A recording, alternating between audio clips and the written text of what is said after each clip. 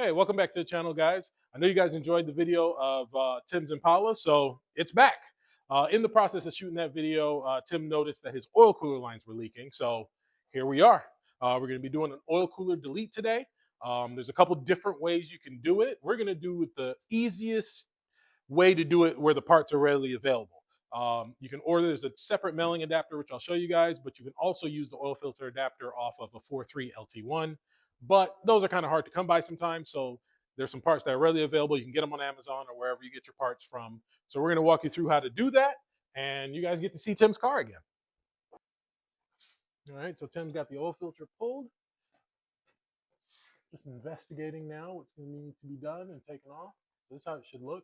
Now, keep in mind with this vehicle, it does have clear image long tube headers. So if you have your factory cats in, your clearance is going to be a little bit tighter right here in this area. So just keep that in mind. Might be easier in some cases to pull the cat, but who wants to do that? So first thing we're going to do is go ahead and get the end of the line off.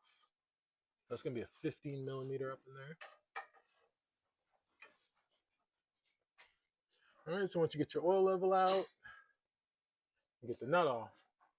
There is a mounting bracket attached to the lines right here.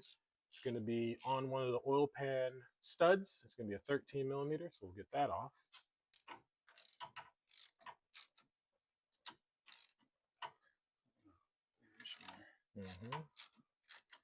All right, so next video we'll be doing an oil pan gasket. All right, we'll go ahead and get the oil cooler lines out now. It is. What? 5/8. Oh, it's 5/8. Okay, 5/8 or 16, whatever you got. All right, so we have to come on top to get this line here. So it's underneath your upper radiator hose. Which way should we pull it? So you're gonna so to get it out, what you're gonna do, you're gonna pull the lines down. You're gonna pull this down and back, and then they're gonna slide out the front. And then as you slide them out, you bend them. So come here. Yeah. So you pull it out, get it off the stud, and then yeah, and then yep. A little bit. Yeah. Oh, look at that. See, that worked out. Oh yeah. It's good. It gets a little. Just be prepared to make a mess. Right? Yeah. And then pull it right out, and then you can just bend it as you go to help get it out. Yeah, should be clear now. Oh, of course, we're on the struggle bus. That's okay. Ah, got it. There we go. All right, so we got the lines out. They're in the grass. It is going to make a mess, so make sure you have something to catch all your loose oil. Your neighbor's driveway. Yep. Yep. Or in the HOA parking lot. Yeah. In the street, maybe. So that's your adapter. So we're going to work on getting that off now. And the part we're going to use is right over here. It's going to be the Melling MFA350. And then you're going to need, what size are these bolts again? 5/16, 18, an inch and a quarter long. 5/16 by 18 thread pitch, 1.25 inches. That's what I ordered. Oh, okay. Well, that's what these look like.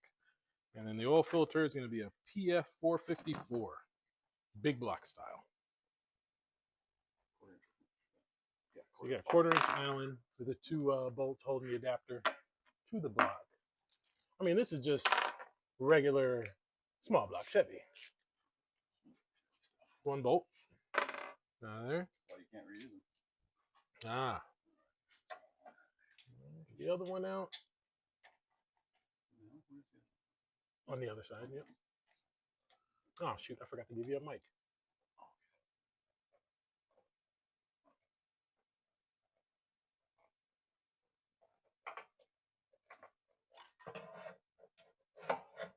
Of course, the one time it doesn't leak. Paper gasket came off. Oh man, that's rare. So if you don't want to delete your oil cooler, you can just replace these gaskets. AutoZone sells a kit. It's in the help section. It comes with that gasket and the O-ring. And the O-rings that go here. And yeah, and the O-rings that go on the oil cooler line. And I've done them, but if you just want to delete the whole system altogether, follow this video. If not, you can just do that. Yeah, it's a regular small block. Yep. Chevy. What's that? Small block Chevy. It's just a small block Chevy. So we got lucky, and the paper gasket that sandwiches the adapter between the metal here came right off. That doesn't happen very often. In my experience, it always leaves some of the gasket on there. So you gotta make sure you get that clean. Get in there, scrub it off with a scraper, whatever you need. But that's how you should look before you install this new gasket, this new part.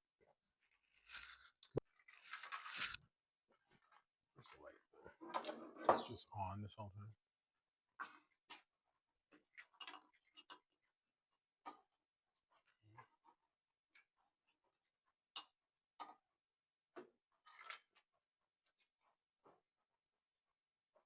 I can't see anything. Oh yeah, I can see here.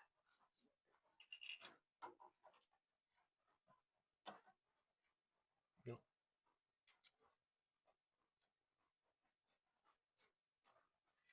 All right. Just getting the bolts in. Put a little Loctite on them.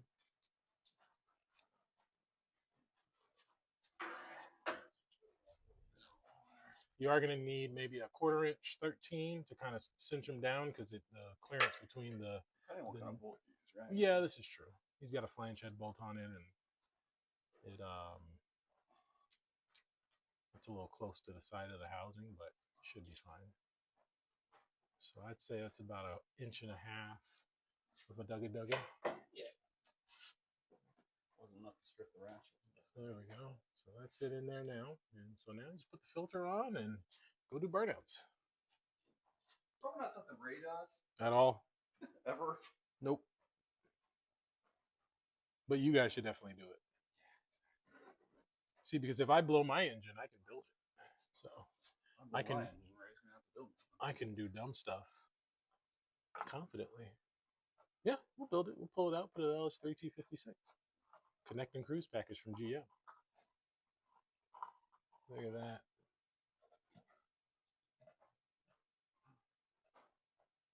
All that room.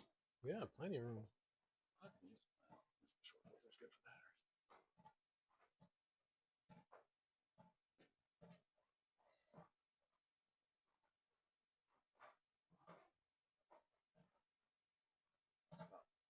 Don't tighten it that much, but hand tighten it's okay. When you do it.